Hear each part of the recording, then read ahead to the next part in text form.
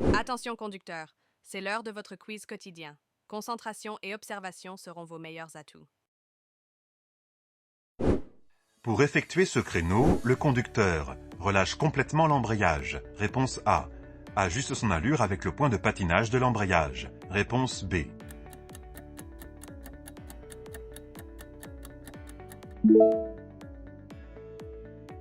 Comment doit s'effectuer un stationnement? Une manœuvre de stationnement doit s'effectuer au point de patinage, si possible à allure réduite, voire même très lente. Cela permet au conducteur de garder la maîtrise de l'allure de son véhicule pour qu'il soit bien aligné afin de ne pas se diriger trop vite vers la droite ou vers la gauche. Bonne réponse, B. Le quad a la priorité de passage. Oui, réponse A. Non, réponse B. Je surveille son intention.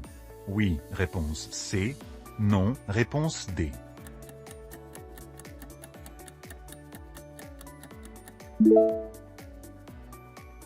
Comment agir dans ce cas? J'arrive au niveau d'un virage et un quad sort d'une propriété privée. Il n'a donc pas priorité, mais je dois surveiller son intention. En effet, la priorité à droite ne s'applique pas pour les sorties de voies privées, mais uniquement pour les véhicules déjà sur la chaussée. S'il décide de s'engager devant moi, sur la route, je ne vais pas risquer d'accident.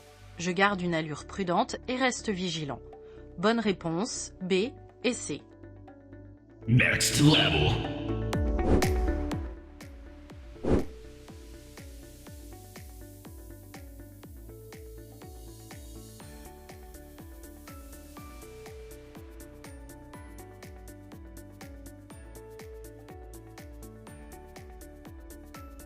Je m'apprête à sortir d'un carrefour à sens giratoire. Je contrôle mon rétroviseur intérieur uniquement. Oui, réponse A. Non, réponse B.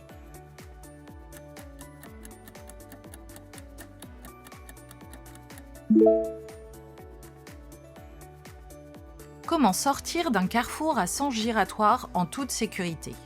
Au moment de sortir d'un giratoire, je dois effectuer tous mes contrôles pour changer de direction en toute sécurité. Contrôler uniquement mon rétroviseur intérieur ne suffit pas.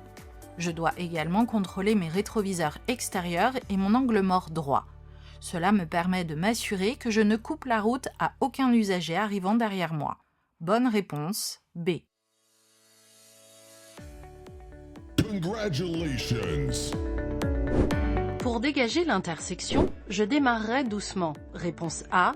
J'accélérerai franchement. Réponse B.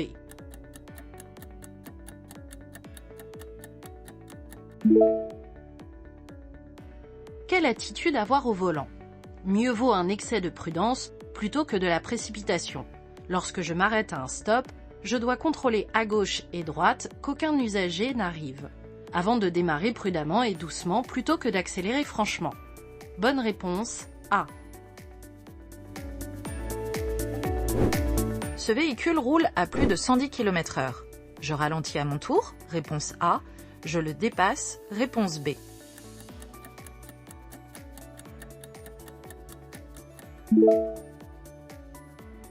Est-il pertinent de dépasser ici? Je circule sur autoroute à une allure proche de 130 km/h. Les panneaux indiquent une limitation à 110, ce qui explique le freinage du véhicule devant moi. Je dois ralentir également pour respecter la limitation imposée et réajuster une distance de sécurité correcte. Je ne dépasse pas ici. Bonne réponse, A. La vitesse sera limitée à 30 km/h en tournant à droite. Oui, réponse A. Non, réponse B. En continuant tout droit. Oui, réponse C. Non, réponse D.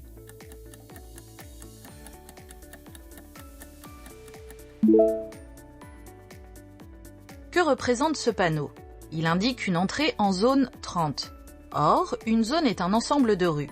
Que je continue tout droit ou que je tourne à gauche ou à droite, je respecte cette limitation de vitesse jusqu'au panneau indiquant une fin de zone 30.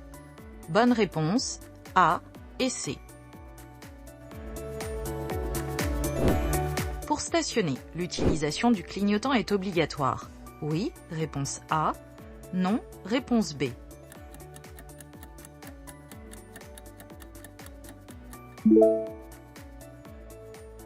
Quand utiliser le clignotant? C'est un moyen de communication à utiliser dans tous les cas où je change de trajectoire, de direction, de fil, quand j'évite un obstacle et bien sûr lorsque je prends ou quitte un stationnement. Cela permet aux autres usagers de comprendre mon intention et d'adapter leur allure. Bonne réponse A. Je continue tout droit. Je dois céder le passage au véhicule arrivant sur ma droite. Oui, réponse A. Non, réponse B.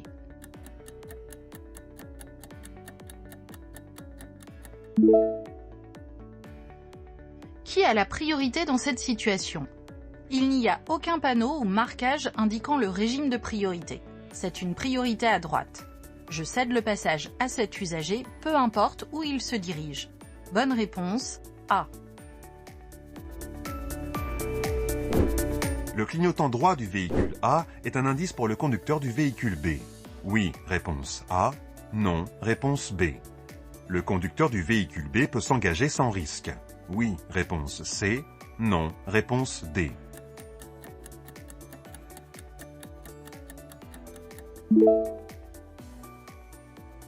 Y a-t-il un risque dans cette situation?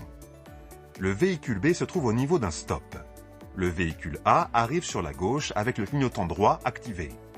C'est en effet un indice pour le conducteur du véhicule B, car il informe celui-ci de l'intention du véhicule A. Mais attention, parfois, certains conducteurs oublient d'enlever leur clignotant, ou bien ils changent d'avis au dernier moment. Afin de garantir sa sécurité et celle du véhicule A, le véhicule B attend d'être certain que le véhicule A tourne avant de s'engager. Bonne réponse, A et D. À partir de cette signalisation, je peux conduire à la vitesse de 70 km/h, réponse A, 80 km/h, réponse B, 90 km/h, réponse C.